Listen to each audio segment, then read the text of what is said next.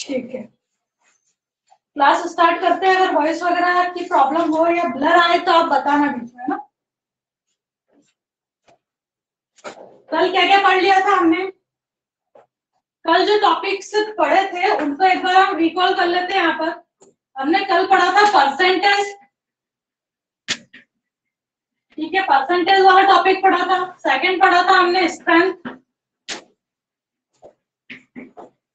उसके बाद third topic हमने डिस्कस किया था मोलरिटी। देन नेक्स्ट टॉपिक था हमारा मोलालिटी।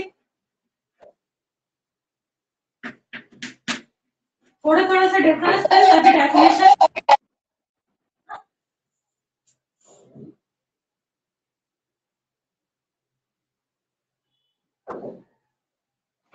इसके बाद नेक्स्ट हमने पढ़ा था नॉर्मेलिटी,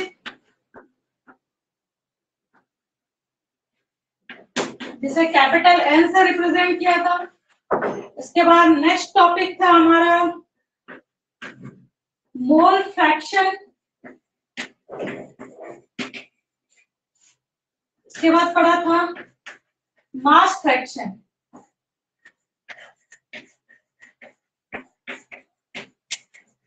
अब आज का जो हमारा नेक्स्ट टॉपिक है वो क्या है हमारा? पीपीएम। पीपीएम यानी कि पार्ट पर मिलियन। तो उसको अच्छे से अंडरस्टैंड करते हैं हम, फिर डेफिनेशन भी देखेंगे। पार्ट पर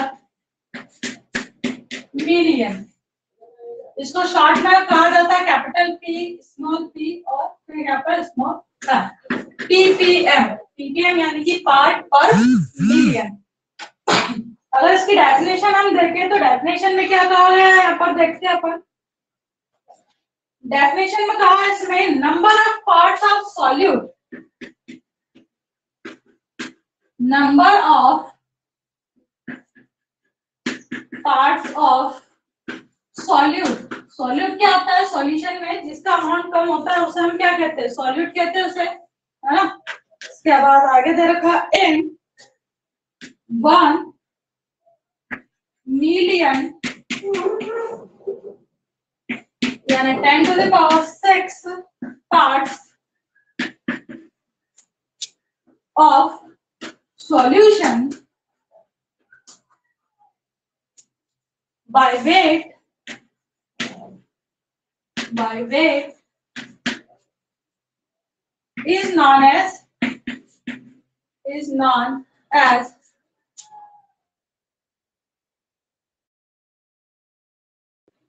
concentration part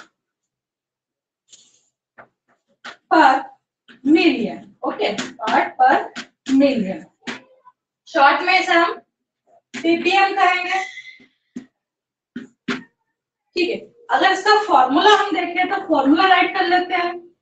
इसके बाद फिर इसको डायग्राम की हेल्प से भी आपको एक्सप्लेन कर दूंगी, जिससे कि आपको अच्छे से अंडरस्टैंड हो जाए। ऊपर राइट किया जाता है यहाँ पर मास ऑफ सॉल्यूट, यानी कि सॉल्यूट का मास लेना है। यहाँ पर हमें किसमें लेना है? तो इन ग्राम में लेना है ना। वेट में कह रहे हैं यहाँ पर, ग्राम में है ना कि 10⁶ मल्टीप्लाई करना है। 10⁶ क्यों किया? क्योंकि यहाँ पर हम वैल्यू जो निकाल रहे हैं वो पर मिलियन पर निकाल रहे हैं, इसलिए यहाँ पर हमने 10⁶ किया। नीचे हम राइट करेंगे यहाँ पर मास ऑफ सॉल्यूशन इन ग्राम। ग्राम में सॉल्यूशन का मास। अब एग्जांपल से समझते हैं क्या बोला जा रहा है यहाँ पर। सपोज मेरे पास ये एक बॉक्स है, इसके अंदर मैंने यहाँ पर फिलअप किए एयर, ठीक है। ये जो एयर है इसके यहाँ पर 1 मिलियन पार्टिकल्स प्रेजेंट। टोटल कितने पार्टिकल्स यहाँ पर प्रेजेंट है? तो 1 मिलियन पार्टिकल्स यहाँ पर इसमें प्रेजेंट है। ओके, अब एयर में आपको पता है एयर क्या है? तो डिफरेंट टाइप के जो गैसेस है उनका मिक्सचर होती है एयर। तो एयर में यहाँ पर सपोज मुझे CO2 जो गैस है उसका मुझे यहाँ पर पार्ट पर मिलियन निकालना है। किसी एक पर्टिकुलर गैस का मुझे इस एयर में यहाँ पर पार्ट पर मिलियन निकालना है। तो इसके लिए क्या करेंगे हम यहाँ पर कि जितने भी पार्ट्स इस 1 मिलियन एयर के पार्टिकल्स में यहाँ पर कार्बन डाइऑक्साइड के घुले हुए हैं वही हो जाएंगे इसके पार्ट पर मिलियन। सपोज मान लीजिए कि यहाँ पर 20 पार्ट्स या जो कहेंगे 20 पार्टिकल्स यहाँ पर कार्बन डाइऑक्साइड के हैं और बाकी जो पार्टिकल्स है वो किसके हैं, एयर के। ठीक है, तो यहाँ पर जो कार्बन डाइऑक्साइड गैस है इसका पीपीएम यानी पार्ट पर मिलियन क्या हो जाएगा, यहाँ पर 20 पीपीएम हो जाएगा, है ना। 20 पीपीएम यानी कि 20 पार्ट पर मिलियन। 1 मिलियन पार्टिकल्स पर यहाँ पर 20 पार्टिकल्स किसके हो जाएंगे, CO2 गैस के। ठीक है, इसी टाइप से एयर में हम O2 गैस के भी निकाल सकते हैं। सपोज O2 गैस के यहाँ पर 30 पार्टिकल्स है ना, या 30 पार्ट्स है, तो हम क्या करेंगे कि 30 पार्ट्स O2 गैस डिसॉल्व है यहाँ पर मिलियन पार्टिकल्स। ठीक है, 1 मिलियन पर 30 पार्ट्स ओनली किसके हैं, O2 गैस के। तो इस टाइप से हम यहाँ पर पीपीएम निकाल सकते हैं। डेफिनेशन रीड कर लेते हैं। डेफिनेशन में क्या कहा है, number of parts of solute in 1 million and 10 to the power 6 parts of solution by weight is known as concentration part per million and it is denoted by ppm. Okay, formula क्या हो जाएगा, यहाँ पर ऊपर के side हमें right करना है mass of solute in gram multiply by 10 to the power 6 upon में आ जाएगा मास ऑफ सॉल्यूशन इन ग्राम। तो ये डेफिनेशन अंडरस्टैंड है आपको, कोई प्रॉब्लम है क्या? अगर कुछ प्रॉब्लम हो तो आप पूछ सकते हैं, नहीं तो नेक्स्ट टॉपिक पे चलेंगे। Do you have any problem? Did you understand?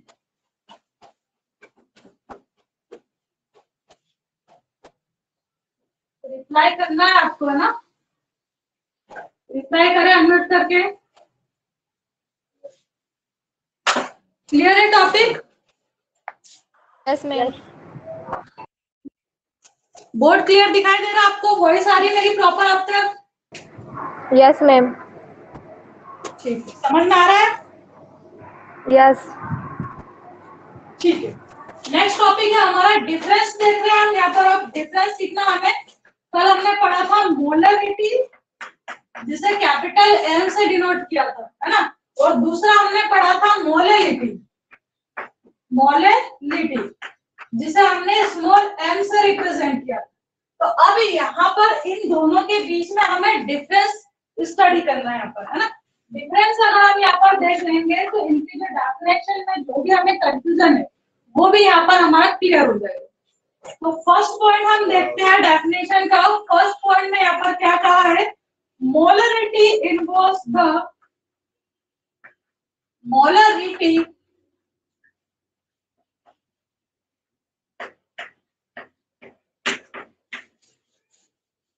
involves the total volume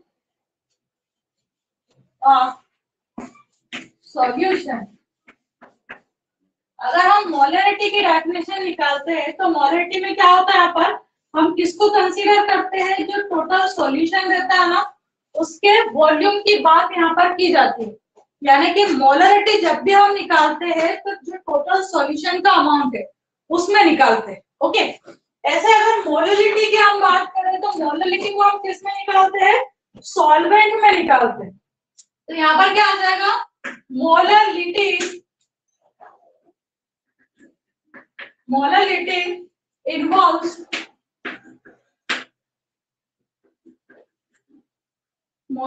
involves the mass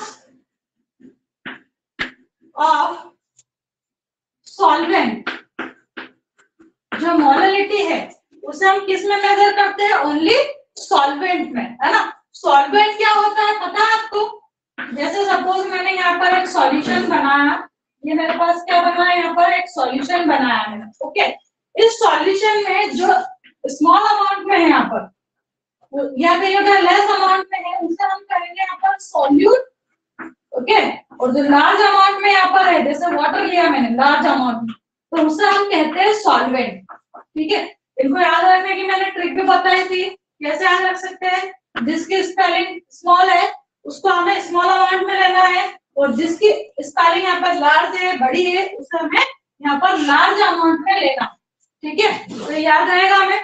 तो यहाँ पर क्या कहा जा रहा है कि जो मोलरिटी हम देखते हैं, मोलरिटी को निकालते हैं, तो इसमें हम सॉल्वेंट के ऊपर निकालते हैं हमेशा मोलरिटी। ठीक है, जबकि जो मोलरिटी निकाली जाती है ना, वो सॉल्यूशन के बेसिस पे निकाली जाती है। यानी कि मोलरिटी में हम क्या देखते हैं यहाँ पर कि ये जो टोटल सॉल्यूशन है उसमें ये जो सॉल्यूट है इसके कितने मोल्स डिजोल्व है, इसके कितने मोल्स डिजोल्व है, ये चीज हम यहाँ पर कंसीडर करते हैं इसमें मोलरिटी में। ठीक है, जबकि अगर मोलरिटी की बात करें तो क्या देखते हैं कि सॉल्यूट के कितने मोल्स डिजोल्व है, किसमें, ओनली सॉल्वेंट।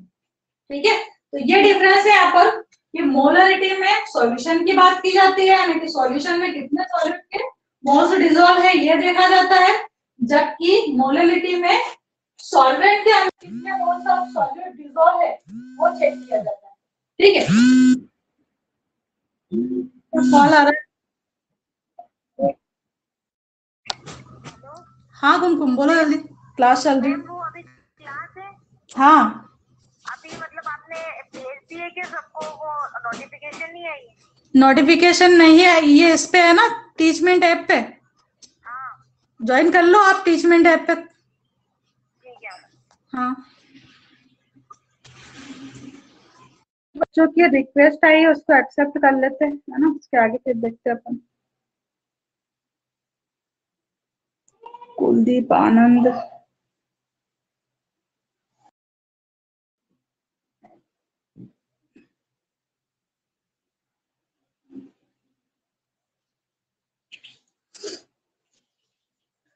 कल मैंने ग्रुप में मैसेज सेंड किया था कि आपको टीचमेंट ऐप को यहाँ पर डाउनलोड करना है और रिक्वेस्ट सेंड करनी है, तो बच्चे अब एंड टाइम पे आज रिक्वेस्ट सेंड कर रहे हैं, है ना।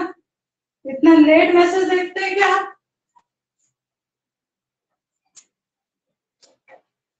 इतना लेट मैसेज क्यों देखते हो, आपको प्रॉब्लम आती है फिर एंड टाइम पे सबको डिस्टर्ब करते हो। चलो नेक्स्ट पॉइंट देखते हैं यहाँ पर, इसका अपन नेक्स्ट पॉइंट में क्या समझाया गया यहाँ पर, इन मोलरिटी, इन म्यूट कर लो अपने आप को सभी, वॉइस आ रही है आपकी तरफ से मेरे पास।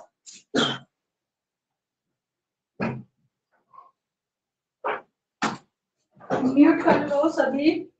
Molarity, in molarity gram mole of solute are dissolved in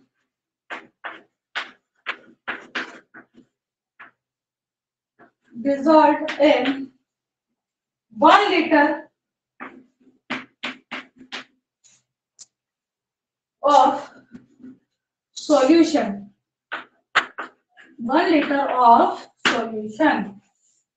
जबकि यहां पर अगर हम बात करें तो यहां पर क्या लेना हमें, in molarity, in molarity gram mole of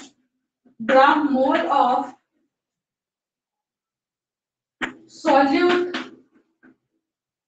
are dissolved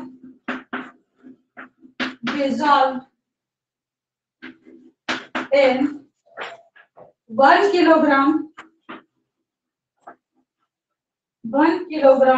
of solvent। 1 kilogram solvent में यहाँ पर हम देखते हैं कि कितने मोल्स डिसॉल्व है। हर volume of solution is not consider, यहाँ पर हम सॉल्यूशन का जो वॉल्यूम है उसको नहीं देखते हैं। थर्ड पॉइंट देखते हैं, थर्ड पॉइंट में क्या कहा, एक बार फिर से सारे पॉइंट रिपीट कर दूंगी मैं ना। थर्ड पॉइंट में क्या कहा है, मोलरिटी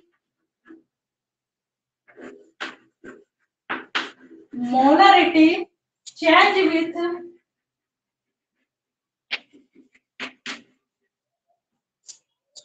टेम्परेचर, मोलरिटी को हम टेम्परेचर के साथ में चेंज कर सकते हैं because volume change because volume change with temperature.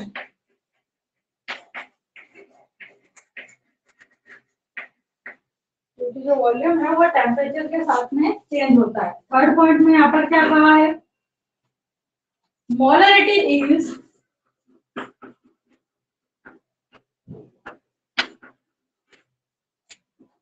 is independent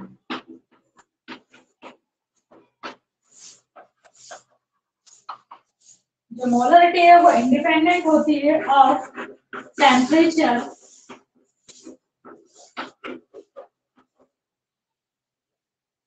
as it takes mass into as it takes mass into consideration.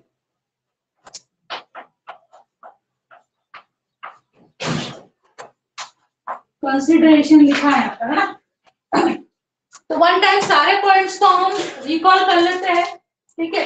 First point में क्या कहा है यहाँ पर कि जो मोलरिटी है वो involves the total volume of solution, यानी कि यहाँ पर जब भी हम बात करेंगे तो टोटल सॉल्यूशन की बात करेंगे, ठीक है। क्या देखता है इसके अगर डेफिनेशन हम देखें तो क्या होती है definition, number of moles of solute which are dissolved in 1 litre solution is called molarity of the solution, ठीक है। मोलरिटी ऑफ द सॉल्यूशन में क्या होता है कि 1 लीटर जो सॉल्यूशन होता है उसके अंदर सॉल्यूट के कितने नंबर ऑफ मोल्स डिसॉल्व होते हैं वो हम यहाँ पर देखते हैं। जबकि मोलरिटी में क्या किया जाता है, यहाँ पर क्या देखा जाता है कि जो सॉल्वेंट है वो हम लेते हैं यहाँ पर 1 किलोग्राम में, यानी कि सॉल्वेंट का यहाँ पर जो मास है उसको कंसीडर किया जाता है, ठीक है। यहाँ पर क्या करते हैं, वॉल्यूम ऑफ सॉल्यूशन को कंसीडर करते हैं और यहाँ पर मास देखा जाता है सॉल्वेंट का, ना कि सॉल्यूशन का, ठीक है। तो क्या है यहाँ पर molarity involves the mass of solvent. Third second point में यहाँ पर कहा in molarity gram moles of solutes are dissolved in 1 litre, यहाँ पर 1 लीटर सॉल्यूशन लिया जाता है, जबकि यहाँ पर अगर अमाउंट देखें तो 1 किलोग्राम सॉल्वेंट यहाँ पर लिया जाता है, ठीक है। फिर थर्ड पॉइंट में कहा है कि molarity change with temperature because volume change with temperature, जो मोलरिटी है वो टेम्परेचर के साथ में चेंज होती है, ठीक है। क्यों चेंज होती है, क्योंकि टेम्परेचर चेंज करने पर यहाँ पर वॉल्यूम चेंज होता है, जबकि मोलरिटी में जो मोलरिटी है यहाँ पर, है ना, लिटी लिखा है, जो मोलरिटी है और कहीं पर भी अगर हो तो ये यहाँ पर भी मोलरिटी है, ठीक है।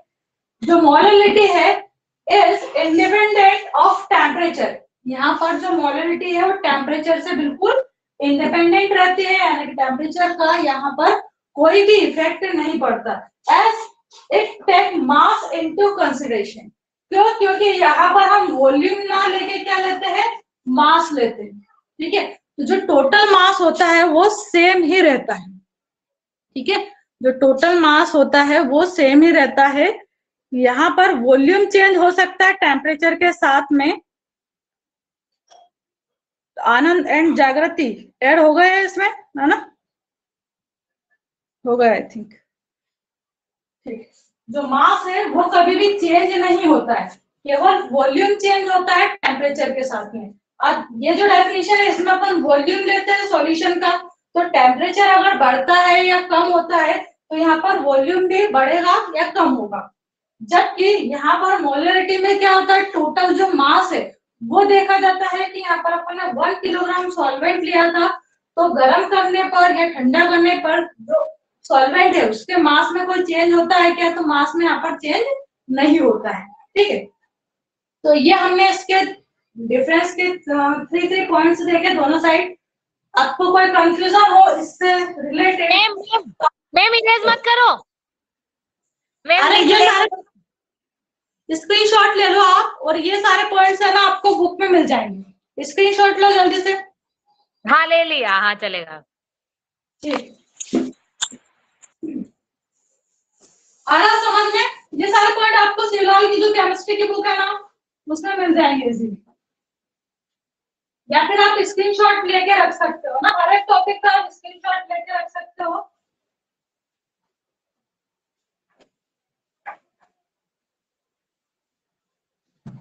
चलो अब नेक्स्ट हम देखते हैं, नेक्स्ट यूनिट चेंज करते हैं, है ना। फर्स्ट यूनिट में काफी कुछ पढ़ लिया अपन ने, इतने दिन से फर्स्ट यूनिट ही हमारी चल रही थी। अब हम आज से स्टार्ट करते हैं second unit. Okay, second unit में क्या क्या है वो पढ़ते हैं हम यहाँ पर। सेकेंड यूनिट आपकी जो है वो किससे रिलेटेड है? एटॉमिक स्ट्रक्चर से।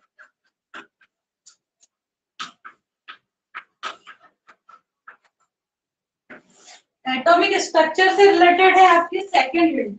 इसमें अपन एटम के स्ट्रक्चर्स के बारे में यहाँ पर पढ़ेंगे, ठीक है। तो सेकेंड यूनिट में यहाँ पर क्या कहा है कि एटम क्या है। सबसे पहले तो हमें यही समझना है कि व्हाट इज एटम। एटम क्या है? सबसे स्मॉलेस्ट पार्टिकल होता है किसी भी सब्सटेंस का। इससे पहले वाले लेक्चर में भी एक आध बार हमने एटम के बारे में डिस्कस किया था कि एटम्स क्या होते हैं। तो सबसे छोटा पार्टिकल जो है यूनिवर्स का या ब्रह्मांड का, वो क्या है? एटम। ठीक है, सबसे छोटा पार्टिकल क्या है? एटम है। जब एटम्स आपस में मिलते हैं तो क्या बनाते हैं? मॉलिक्यूल्स बनाते हैं। और जब मॉलिक्यूल्स आपस में जुड़ते हैं तो सब्सटेंस बनाते हैं। ठीक है, सब्सटेंस फिर टू टाइप्स के होते हैं, या तो वो एलिमेंट्स होते हैं या फिर वो मॉलिक्यूल होते हैं। यानी कि जो सब्सटेंस है वो या तो एलिमेंट से मिलकर बने होते हैं या मॉलिक्यूल से मिलकर बने होते हैं, है ना। एक मिनट, मॉलिक्यूल है या मैटर है, कुछ अपन ने एक चार्ट देखा था उसमें ये चीजें पढ़ी थी अपन ने, है ना। प्योर सब्सटेंस था, जैसे हमने एलिमेंट कहा था। कंपाउंड, हाँ, एलिमेंट और कंपाउंड है ना मॉलिक्यूल के स्थान से, सही। कंपाउंड है। हाँ, कंपाउंड। ओके, तो देखो एलिमेंट में क्या होता है, जितने भी एटम्स होते हैं सेम टाइप के होते हैं। जैसे हमने सेम शेप के या सेम टाइप के मैंने बना दिए, ठीक है। 6 एटम्स से मिलकर यहाँ पर सपोज कोई एक एलिमेंट बना, तो सारे के सारे यहाँ पर एटम्स कैसे सेम है ना। तो ये क्या हो गया? एलिमेंट। जबकि कंपाउंड में क्या होता है, कोई एटम इस टाइप से, सपोज कोई एटम इस टाइप, हालांकि शेप अलग अलग नहीं होते। डायरेक्ट अपन एग्जांपल देखते हैं, जैसे H2SO4। H2SO4 क्या एक टाइप का कंपाउंड है। क्यों है कंपाउंड? क्योंकि यहाँ पर हाइड्रोजन के एटम्स भी है, सल्फर के एटम्स भी है और ऑक्सीजन के एटम्स भी है, ठीक है। और तीनों में अलग अलग टाइप के हैं, इसलिए क्या है यहाँ पर कंपाउंड। जबकि एलिमेंट में अगर देखें तो यहाँ पर Ag2 है, सपोज Ag2 यानी कि सिल्वर के दोनों ही एटम्स क्या है? सेम सेम है। तो Ag2 क्या है? टाइप का एलिमेंट है। या फिर N2 लिखा, नाइट्रोजन गैस N2। N2 में भी दोनों नाइट्रोजन नाइट्रोजन के एटम्स है। O2 लिखा तो O2 भी एक एलिमेंट है। इसके अलावा हमने सपोज यहाँ पर S8 का एक एग्जांपल आया था। S8 यानी सल्फर जो है वो 8 एटम से आपस में जुड़ के एक एलिमेंट बनाता है। सारे सल्फर के ही यहाँ पर एटम्स होते हैं। P4 लिया था एक हमने, फॉस्फोरस, फॉस्फोरस में P4 P होते हैं, तो सारे के सारे ही जो फॉस्फोरस है वो सेम है। यानी कि अगर सारे एटम्स सेम सेम टाइप के होते हैं तो एलिमेंट बनता है। अगर सारे एटम्स सेम ना हो, डिफरेंट हो, तो फिर क्या बनता है? यहाँ पर कंपाउंड बनता है, ठीक है। तो हम जो पढ़ने वाले हैं यहाँ पर इस एटम के बारे में पढ़ने वाले हैं, यानी कि इस एटम की सारी हिस्ट्री यहाँ पर हम पढ़ेंगे कि इसको किस टाइप से डिस्कवर किया गया, किसने डिस्कवर किया है उसको, इसकी जो स्ट्रक्चर होती है वो कैसी होती है ना। ये सब चीजें यहाँ पर हम देखेंगे। तो जो एटम है इसके अगर हम डिस्कवरी देखें तो डाल्टन नाम का एक साइंटिस्ट था, इन्होंने की थी सबसे पहले एटम की डिस्कवरी, डाल्टन ने की थी एटम की डिस्कवरी, ठीक है, डाल्टन ने एटम की डिस्कवरी की थी। फिर आगे जाके ये जो एटम है इसके अंदर पता चला कि इसके अंदर 3 कॉन्स्टिट्यूएंट पार्टिकल्स होते हैं, यानी कि एक एटम जो है वो 3 चीजों से मिलकर बना होता है, जिसे हम बोलते हैं इनके सब एटॉमिक पार्टिकल्स या फिर फंडामेंटल पार्टिकल्स। क्या बोल सकते हैं इनको? Fundamental particles. कौन से पार्टिकल्स थे? तो वो है, एक होता है इसमें प्रोटॉन, एक होता है न्यूट्रॉन और एक होता है इलेक्ट्रॉन। ठीक है, तो ये 3 टाइप्स के फंडामेंटल पार्टिकल्स किसी भी एटम के अंदर पाए जाते हैं। अब स्ट्रक्चर के फॉर्म में बताते हूँ कहाँ कौन सा पार्टिकल पाया जाता है और किस पार्टिकल के ऊपर कौन सा चार्ज प्रेजेंट है। तो अगर एटम की हम स्ट्रक्चर ड्रॉ करें तो इस टाइप से, ये इसका न्यूक्लियस होता है, ये इसका फर्स्ट ऑर्बिट होता है, ये इसका सेकंड ऑर्बिट होता है। 10th क्लास में आपने इस टाइप से स्ट्रक्चर्स बनाए होंगे, है ना। ये इसका थर्ड ऑर्बिट बना लिया। अब ये जो यहाँ पर न्यूक्लियस है इसका, इस न्यूक्लियस के अंदर यहाँ पर प्रेजेंट होते हैं प्रोटॉन्स और इसी के अंदर प्रेजेंट होते हैं न्यूट्रॉन। हमेशा याद रखना प्रोटॉन्स के ऊपर पॉजिटिव चार्ज होता है, P से प्रोटॉन, P से पॉजिटिव, याद रहेगा, है ना। और न्यूट्रॉन के ऊपर होता है यहाँ पर न्यूट्रल चार्ज। न्यूट्रॉन यानी न्यूट्रल चार्ज यानी नो चार्ज, जीरो चार्ज, कोई भी चार्ज यहाँ पर नहीं होता। अब जो ये जो न्यूक्लियस है इसके ऊपर अगर मैं टोटल चार्ज देखो तो क्या है, यहाँ पर ये तो जीरो हो गया, कोई चार्ज है नहीं, प्रोटॉन का चार्ज प्लस है, यानी कि जो न्यूक्लियस है वो हमेशा कैसा होता है? पॉजिटिव चार्ज वाला होता है, ठीक है। इस न्यूक्लियस के चारों ओर प्रेजेंट होते हैं इलेक्ट्रॉन्स। इलेक्ट्रॉन्स क्या करते हैं? तो ये जो ऑर्बिट्स होते हैं इनमें ये चक्कर लगाते रहते हैं, यानी कि रिवॉल्व करते हैं। इलेक्ट्रॉन्स के ऊपर अगर हम देखें तो माइनस चार्ज होता है ना। न्यूक्लियस के अंदर प्लस चार्ज, इलेक्ट्रॉन के ऊपर माइनस चार्ज, इसलिए ये जो इलेक्ट्रॉन्स है वो इधर उधर अपना ऑर्बिट छोड़कर जाते नहीं है और एक अट्रैक्शन फोर्स के थ्रू इस न्यूक्लियस से हमेशा बंधे हुए रहेंगे, ठीक है। क्या रहते हैं? इस न्यूक्लियस से हमेशा इलेक्ट्रॉन्स बंधे हुए रहते हैं, इसलिए ये अपना ऑर्बिट छोड़कर कहीं और नहीं जाते। जैसा आपने सन का एग्जांपल देखा होगा कि सन के चारों ओर अलग अलग ऑर्बिट्स में जो अलग अलग प्लैनेट्स है वो चक्कर लगाते रहते हैं, है ना। इस टाइप से आपने सोलर सिस्टम बनाया होगा, उसमें देखा कोई प्लेनेट यहाँ पर चक्कर लगाता है, कोई इस ऑर्बिट में, कोई इस ऑर्बिट में। तो सेम उसी टाइप से यहाँ पर भी जो एटम है उसके न्यूक्लियस के चारों ओर इलेक्ट्रॉन्स जो है वो चक्कर लगाते रहते हैं, ठीक है। अब हर एक प्लेनेट के बारे में आपने पढ़ा है कि जो प्लेनेट है वो एक तो सन के चारों ओर चक्कर लगाते हैं और एक अपने खुद के एक्सिस पर भी घूमते हैं। तो ऐसा कैसे सेम यहाँ पर भी होता है कि इलेक्ट्रॉन एक तो इस न्यूक्लियस के चारों ओर इस टाइप से चक्कर लगाते रहेंगे, ठीक है, और एक खुद की ही एक्सिस पर भी यहीं के यहीं भी घूमते हैं। जैसे मैं आसपास एक गोले के आसपास भी घूमूं और अपने खुद की एक्सिस पर भी वहीं के वहीं भी घूमूं, ठीक है। तो हर एक इलेक्ट्रॉन जो है वो 2 टाइप से चक्कर लगाता है, यानी कि 2 टाइप से यहाँ पर रिवॉल्व करता है। 1 टाइप से न्यूक्लियस के चारों ओर और 2nd टाइप से अपने खुद की ही एक्सिस पर। हमारी जो अर्थ है वो अर्थ भी सन के चारों ओर भी चक्कर लगाती है और खुद के एक्सिस पर भी चक्कर लगाती है, ठीक है। खुद के एक्सिस पर चक्कर लगाने में अर्थ को 24 आवर का टाइम लगता है, इसीलिए दिन और रात होते हैं। और सन के चारों ओर चक्कर लगाने के लिए 365 दिन का टाइम लगता है। लीप ईयर में 366 दिन होते हैं, 366, है ना। एक जनरल जीके की चीजें आपको बता दें यहाँ पर, साथ में अपना एटम के बारे में भी हमने यहाँ पर समझ लिया। तो इतनी बातें क्लियर है आपको कि एटम के स्ट्रक्चर में यहाँ पर सेंटर में क्या होता है? न्यूक्लियस होता है और न्यूक्लियस के ऊपर प्लस चार्ज होता है। क्यों होता है? क्योंकि न्यूक्लियस में प्रोटॉन्स प्रेजेंट होते हैं जिनके ऊपर पॉजिटिव चार्ज प्रेजेंट होता है और न्यूट्रॉन्स प्रेजेंट होते हैं जिनके ऊपर न्यूट्रल चार्ज होता है, ठीक है। इलेक्ट्रॉन्स रिवॉल्व करते हैं, इनके ऊपर माइनस चार्ज प्रेजेंट होता है। अब इसके आगे अगर हम देखें तो ये फर्स्ट जो ऑर्बिट होता है ना, इसमें ज्यादा से ज्यादा 2 इलेक्ट्रॉन्स फिलअप किए जाते हैं, यानी कि 2 इलेक्ट्रॉन्स फर्स्ट ऑर्बिट के अंदर फिलअप किए जाते हैं। ठीक है, फर्स्ट ऑर्बिट में कितने इलेक्ट्रॉन? 2। जैसे सेकेंड जो ऑर्बिट आएगा उसमें 8 इलेक्ट्रॉन्स हम फिलअप करते हैं। ये जो सेकेंड ऑर्बिटल है इसके अंदर हम 8 इलेक्ट्रॉन्स यहाँ पर फिल करते हैं। ठीक है, इसके बाद थर्ड जो ऑर्बिटल होता है उसमें 18 इलेक्ट्रॉन्स आते हैं। थर्ड जो ऑर्बिटल है उसमें 18 इलेक्ट्रॉन्स फिलअप किए जाते हैं। फोर्थ ऑर्बिटल में 32 इलेक्ट्रॉन्स को फिलअप किया जाता है। अब ये नंबर कहाँ से निकाले हमने? तो ये बोर-बरी की एक स्कीम होती है, उसके अकॉर्डिंग निकाला जाता है। क्या होती है वो भी बता देते हैं।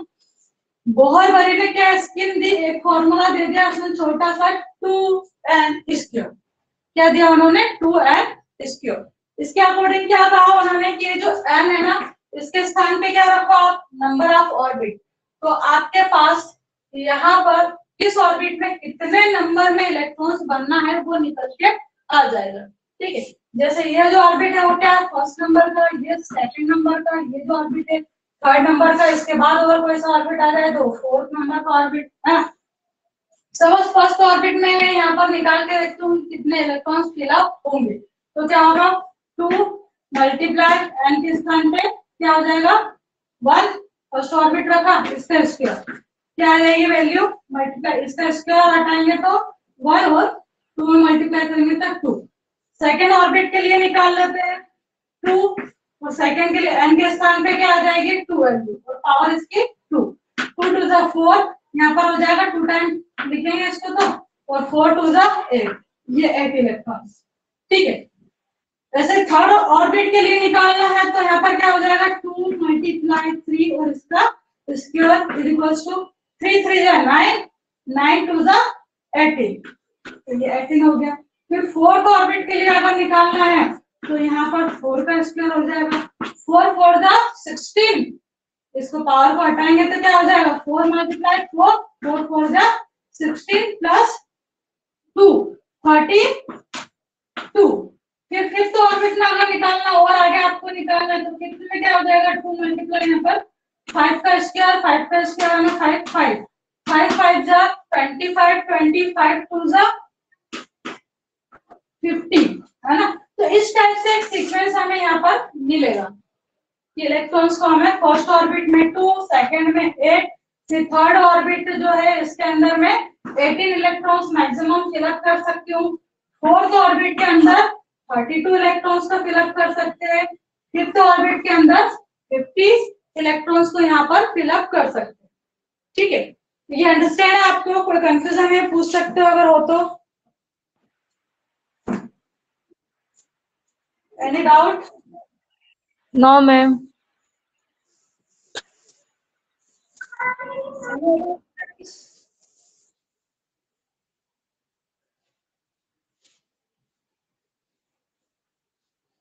अब देखते हैं इलेक्ट्रॉन की डिस्कवरी किसमें की थी, प्रोटॉन की किसमें की, और न्यूट्रॉन की किसमें की। जो इलेक्ट्रॉन है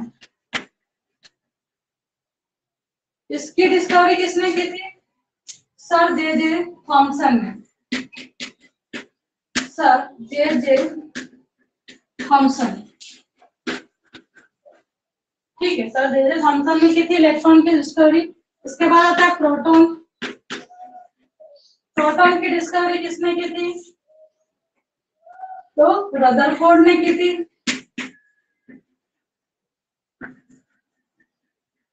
इन्होंने एक एटॉमिक मॉडल दिया था जिसको हम आगे स्टडी करेंगे। फिर न्यूट्रॉन, जो न्यूट्रॉन है इसकी डिस्कवरी किसने की थी? तो चैडविक ने की थी।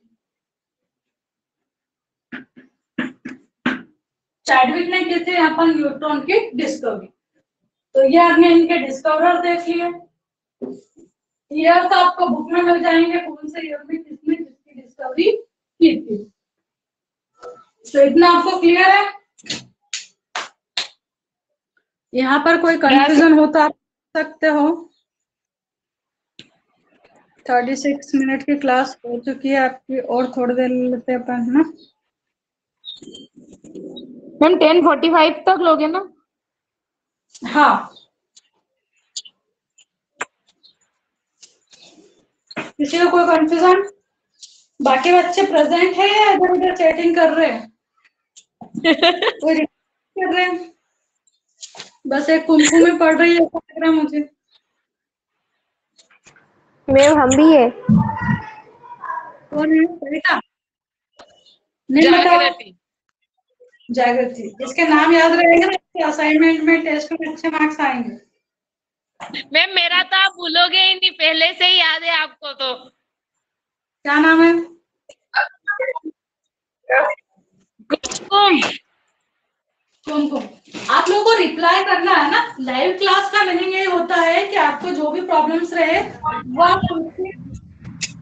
टीचर को बताओ। हमें समझना है यहाँ पर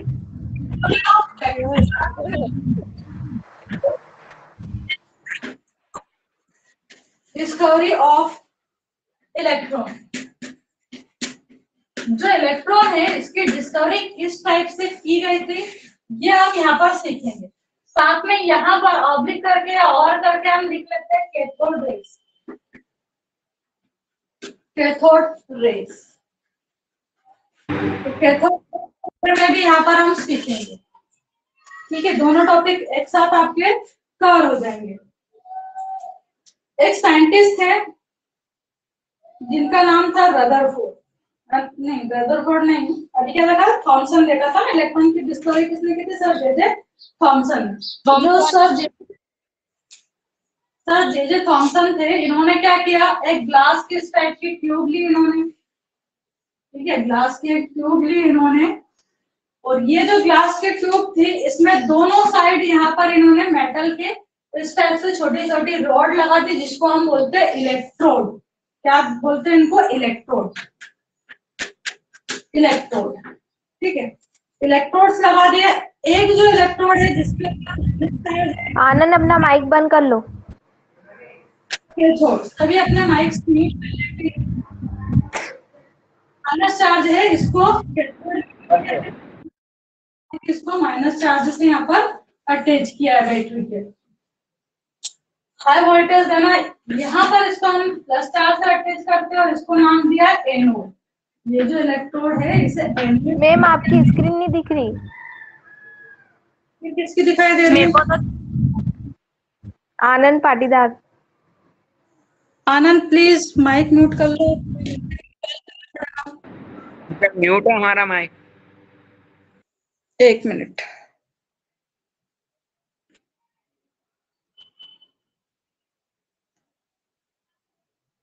ठीक है, अब दिखाई दे रही होगी। अगर नहीं दिखाई दे तो रिप्लाई कर देना, और दिखाई दे तो रिप्लाई मत करना।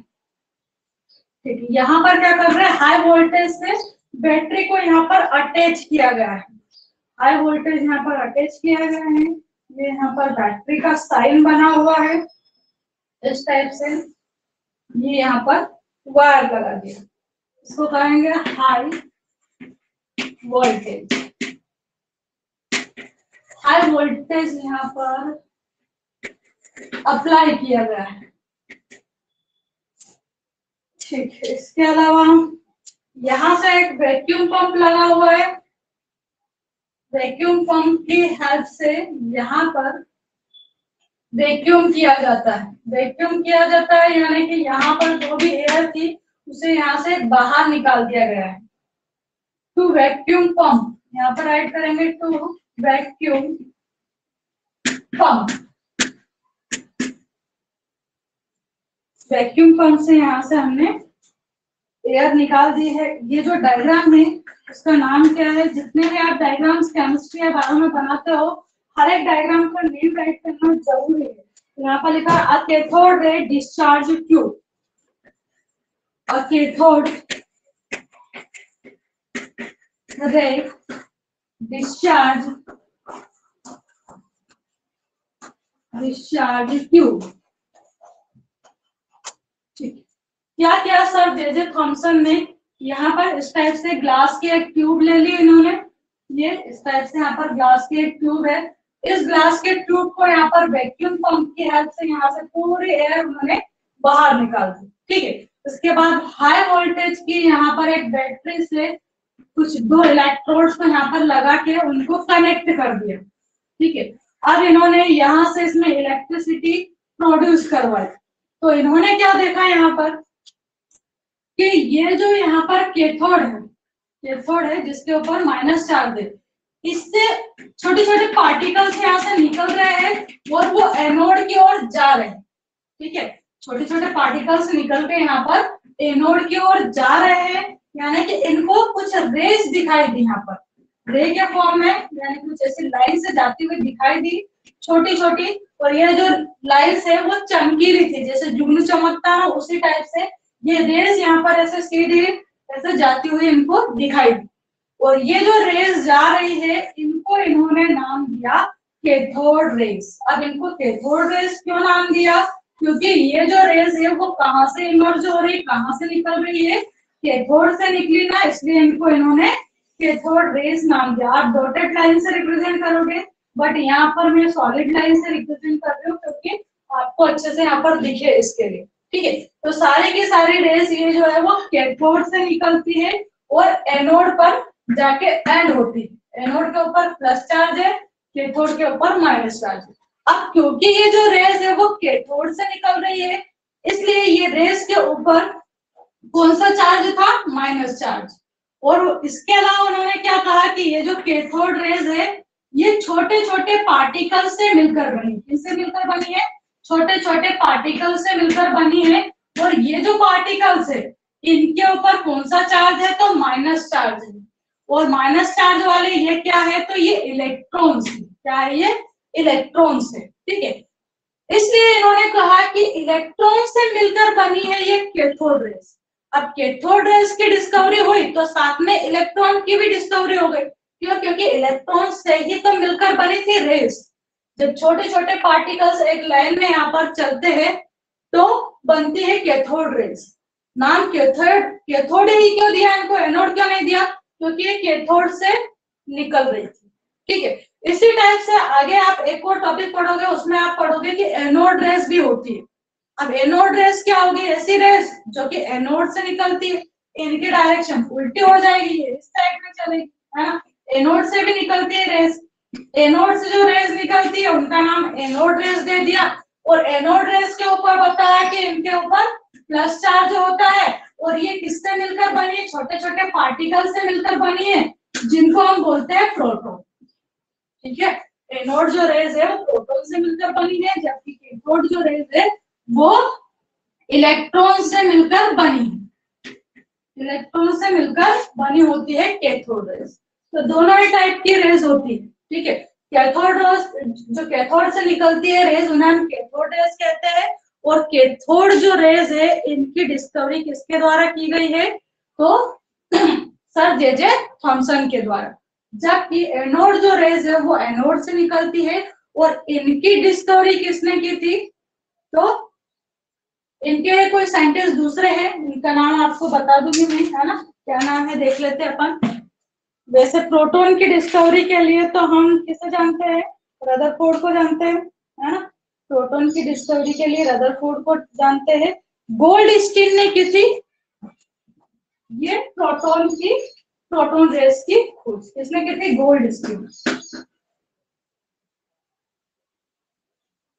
गोल्डस्टीन।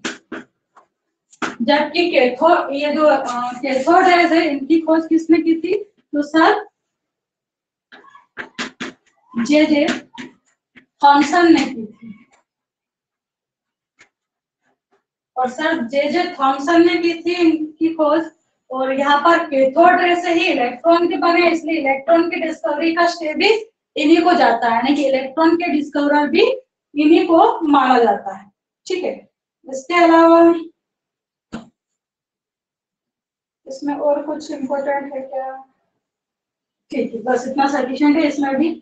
अब इसके बाद आती है कैथोड रेस की प्रॉपर्टी, है ना। ज्यादा डिटेल में आपको कैथोड रेस ही पढ़ना है। एनोड रेस के बारे में बस आप इतना याद रखो कि एनोड से निकलती है और ये प्लस चार्ज से मिलकर बनी है, जिन्हें हम प्रोटॉन्स कहते हैं। ज्यादा डिटेल आपको कैथोड रेस की ही पढ़नी है, क्यों, क्योंकि ये इलेक्ट्रॉन से रिलेटेड है। इसलिए कैथोड रेस किससे मिलकर बनी है, तो ये इलेक्ट्रॉन से मिलकर बनी हुई होती है। ठीक है। और कैथोड रेस को जो कैथोड नाम है ना, वो किसने दिया था? तो नाम अलग साइंटिस्ट ने दिया था, जबकि डिस्कवरी किसी और ने की थी। डिस्कवरी सर जेजर थॉमसन ने की थी, जबकि कैथोड रेस को कैथोड या फिर कैथोड रेस या इलेक्ट्रॉन जो है, इनको इलेक्ट्रॉन नाम किसने दिया था? तो स्टोनी ने दिया था।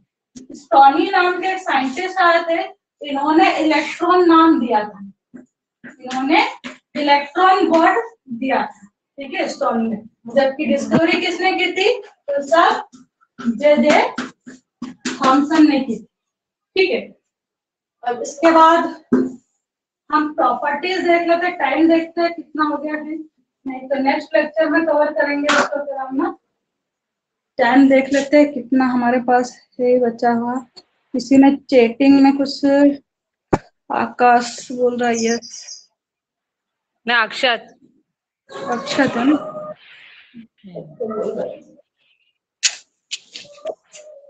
टाइम क्या हो रहा है? 10:47 10:40। ठीक है, फिर टाइम हो गया है। अपन इसकी जो प्रॉपर्टीज है कैथोड रेस की, वो नेक्स्ट लेक्चर में देखेंगे ना। यहाँ पर प्रॉपर्टीज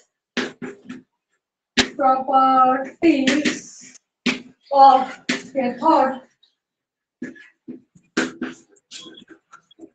रेस नेक्स्ट लेक्चर में देखना है ये टॉपिक, ठीक है।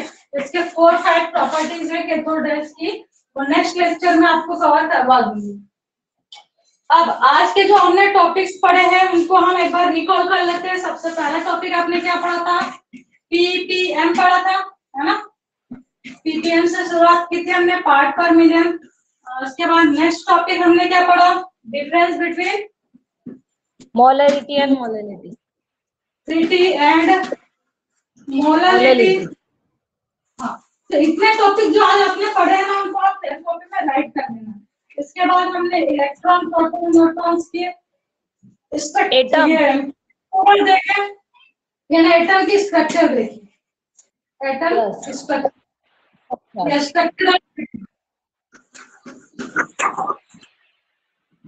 स्ट्रक्चर ऑफ एटम देखी। इसके बाद फोर्थ जो पॉइंट था उसमें अपन ने कैथोड रेस के बारे में देखा, कैथोड एंड एनोड रेस,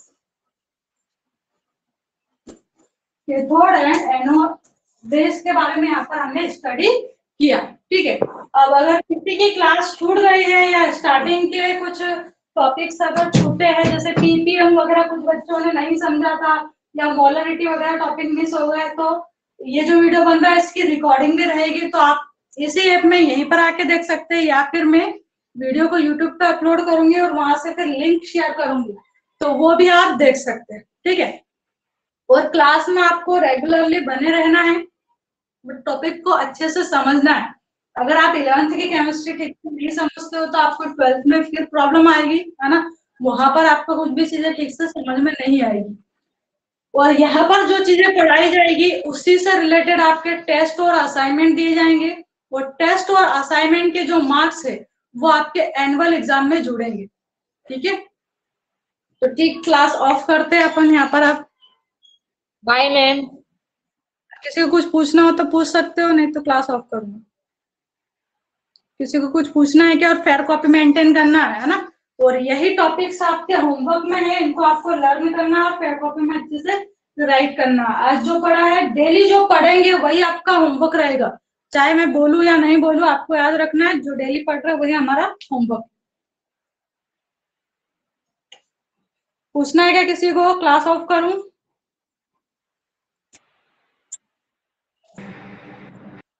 तो नहीं पूछना। आनंद अनम्यूट किया था माइक, पूछना है क्या कुछ? No ma'am. नहीं, ठीक है, क्लास एंड करते हैं। बाय। Bye ma'am.